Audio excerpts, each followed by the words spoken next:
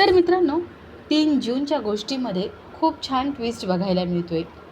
आणि ट्विस्ट असा असणार आहे की मोनिका ओवीला शिक्षा देते आणि शिक्षा म्हणून ती तिला रूममध्ये कोंडून ठेवते. ओवी रडत असते, गयावया करते आणि दरवाजा उघडायला सांगत असते. मोनिका काही दरवाजा उघडत नाही. अमृताचा जीव वर खाली होतो.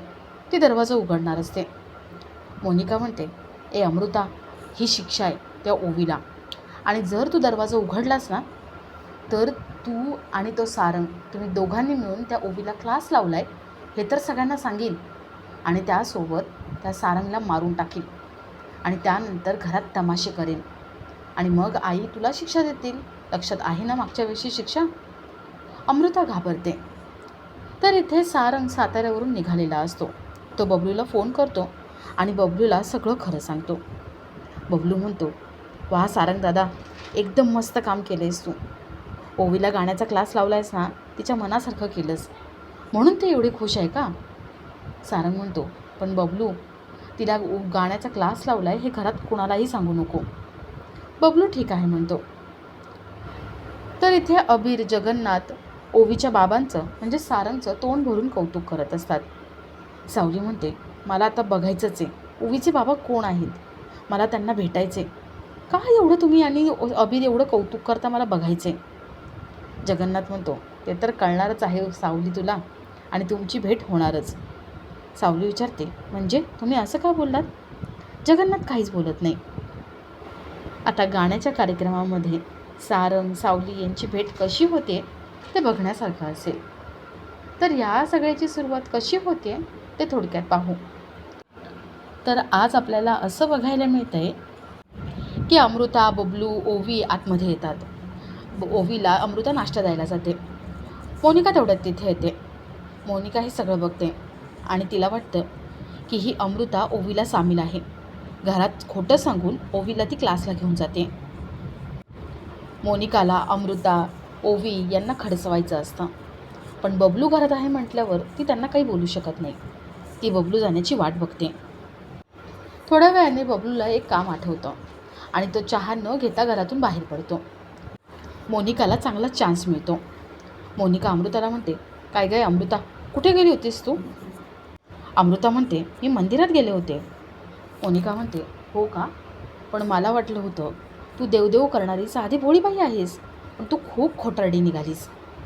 अमृताला कळत नाही की ही मोनिका असं का बोलते. अमृता म्हणते, मोनिका, तू काय बोलते मला नाही कळते. तुला जे काही बोलायचे ना ते स्पष्टपणे बोल. मोनिका म्हणते, अमृता, अगं तुझं खोटं पकडलं गेलं आहे. आता थोडी वाट बघ, तुझी कशी वाट लागते ते बघच. अमृताला त्याबद्दल काहीच माहिती नसतं. अमृताला वाटतं की मोनिका नेहमीसारखीच फालतू बडबड करते. अमृता मोनिकाच्या बोलण्यावर अजिबात विश्वास ठेवत नाही. तर येथे जगन्नाथ, सावली, अबीर गुरुकुलात आलेले असतात. अबीर नाचत असतो. सारंग त्याला आता सिंहगडावर घेऊन जाणार म्हणून त्याचा उत्साह खूप वाढलेला असतो. जगन्नाथ विचारतो, काय रे अबीर, काय झालं काय, एवढा का खुश तू? अबीर म्हणतो, मला ओवीचे बाबा सिंहगडावर घेऊन जाणार आहेत. जगन्नाथ म्हणतो, चला, ओवीचे बाबा घेऊन जाणार आहेत ना, मग चांगली गोष्ट आहे. जगन्नाथला माहिती असतं की अबीरचा बाबा हा सारंग आहे, आणि सारंग हा अत्यंत चांगला माणूस आहे. तो अबीरला काहीही होऊ देणार नाही. जगन्नाथचा सारंगवर पूर्ण विश्वास असतो, आणि त्यामुळे जगन्नाथ अबीरला पूर्ण परमिशन देतो आणि सारंगसोबत तिथे जाऊ शकतो म्हणून सांगतो. अबीर नाचत असतो. तेवढ्यात तिथे सावली येते. सावली म्हणते, नाही हां, तू सिंहगडावर जायचं नाही आहेस. आणि अबीर, तुला माहिती आहे ना, उद्या आपल्या गुरुकुलाचा कार्यक्रम आहे. मी तुला कुठेही जाऊ देणार नाही. आणि काय रे, तू सारखा ओवीच्या बाबांच्या मागे का लागलेला असतोस? त्यांना त्रास देत असतोस. त्यांना त्यांची महत्त्वाची कामं असतील ना. जगन्नाथ म्हणतो, सावली, जरा शांत हो तू. आणि अगं, हा काही त्यांना बोललाच नव्हता. त्यांनी त्याला प्रॉमिस दिलं सिंहगडावरती घेऊन जाईल म्हणून. सावलीचा विश्वास बसत नाही. सावली म्हणते, मला माहिती आहे ना, हा अबीरच त्यांच्या मागे लागला असेल, आणि याच्या आनंदासाठी ते हो म्हणाले असतील. सावली अबीरला खडसावून सांगते आणि त्याला म्हणते, अबीर, तू उद्या कुठेही जायचं नाही आहे. मी तुला सोडणार नाही. आणि तुला जर फिरायला जायचंच असेल ना तर मी तुला घेऊन जाईन, पण दुसऱ्या कुणासोबतही जायचं नाही. आणि उद्या तर नाहीच नाही, उद्या मोठा कार्यक्रम आहे. सावलीच्या बोलल्यामुळे अबीर हर्ट होतो. अबीर म्हणतो, आई, अगं जेव्हापासून आपण इथे आलो आहे ना, तेव्हापासून तू मला कुठेच घेऊन गेली नाही आहेस. फक्त घर आणि गुरुकुल, बाकी दुसरीकडे कुठेच जाणं होत नाही आहे.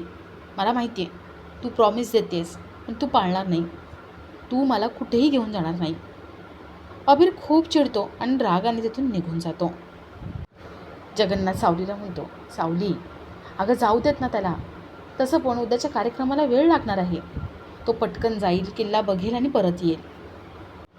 सावली म्हणते, बाबा, अहो मला अबीरची काळजी वाटते. हे शहर त्याच्यासाठी नवीन आहे. उद्या तो बाहेर पडला आणि काही झालं तर? जगन्नाथ म्हणतो, सावली, तू काळजी नको करू. अगं तो त्याच्या सुपर हिरोसोबत चालला आहे, ओवीच्या बाबांसोबत. आणि तसंही ते ओवीच्या कार्यक्रमासाठी येणार आहेत ना, मग कार्यक्रमाला पण येतीलच ना, आणि अबीरला घेऊन येतील. म्हणून प्लीज त्याला पाठव, त्याला जाऊ देत. सावलीचा नाईलाज होतो आणि ती या गोष्टीवर विचार करायला लागते. तर इथे मोनिका अमृता, ओवी या दोघींना ओवीच्या रूममध्ये घेऊन येते. अमृता विचारते, मोनिका काय करतेस तू? अगं हात दुखतोय, हात सोड. मोनिका म्हणते, तुमच्या दोघींचं काय चालू आहे ना, ते मला चांगलंच माहिती आहे. अमृता विचारते, काय बोलतेस तू? मोनिका म्हणते, तुला नाही कळत आहे का? तू अजूनही या ओवीला गाण्याच्या क्लासला घेऊन जातेस ना? घरात खोटं सांगून तू बाहेर पडतेस ना? अमृता म्हणते, नाही गं, हे असं नाही आहे. ओवी आता गाण्याच्या क्लासला नाही जात, ती ड्रॉइंगच्या क्लासला जाते. आणि मोनिका, त्या दिवशी घरात जो काही तमाशा झाला ना, त्यानंतर ओवीने गाण्याचा नाद सोडून दिला आहे. ती गाण्याच्या क्लासला जात वगैरे नाही गं. मोनिका म्हणते, वा, किती छान खोटं बोलतेस गं अमृता तू. असं खोटं बोलायचं ना की ते रेटून बोलायचं, ते खरंच वाटलं पाहिजे. अमृता, नाटकी आहेस तू, खोटारडी आहेस. आत्ता मी दाखवते पुरावा. ही क्लासला जात नाही म्हणतेस ना, बघ आता. मोनिका ओवीची बॅग घेते आणि त्या बॅगेमधली ओवीची ती वही काढते आणि अमृताला म्हणते, अमृता, वही बघ कशी वाटते तुला ही? गाण्याचीच आहे ना, आणि तू खोटं बोलतेस का? अमृताला वाटतं की बबलूच ओवीला घेऊन जातोय गाण्याच्या क्लासला. अमृता काहीच बोलत नाही. मोनिका मोठमोठ्याने आरडाओरडा करते, तमाशा करते. मोनिका म्हणते, लाज वाटत नाही का हे असले सगळे धंदे करायला?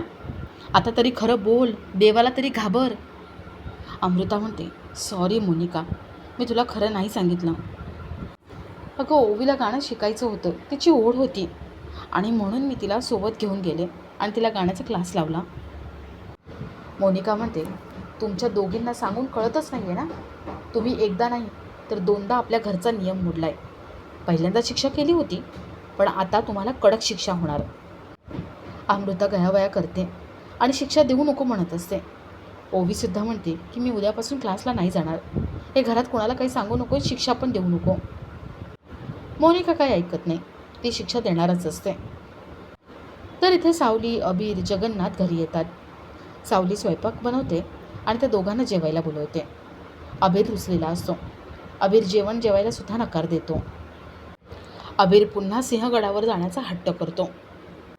जगन्नाथ म्हणतो, सावली, अगं त्याला ओढ आहे, त्याला बघायचं आहे गड किल्ला, मग जाऊ देत. सावली म्हणते, बाबा, अहो पण माझ्या पोटच्या गोळ्याला मी त्या अनोळखी माणसासोबत कसं काय पाठवू?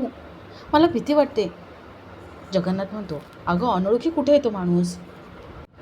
आणि ते परके नाही आहेत, ते ओवीचे बाबा आहेत. सावली म्हणते, हे काय लावलं आहे? अबीर, अरे तू त्यांच्यासोबत गेलास तर त्यांना काय वाटेल? अबीर म्हणतो, काही नाही वाटणार. ते रोज येतात ओवीला सोडायला, आणि ते ओवीला सोडतात आणि मला घेऊन जातात. मी रोज त्यांच्यासोबत फिरतो. सावलीला ही अजून एक मोठी गोष्ट कळते. सावली म्हणते, काय? तू रोज त्यांच्यासोबत जातोस? तुला काहीच वाटत नाही? अबीर म्हणतो, आई, अगं ओवीचे बाबा परके नाही आहेत, ते माझे बेस्ट फ्रेंड आहेत.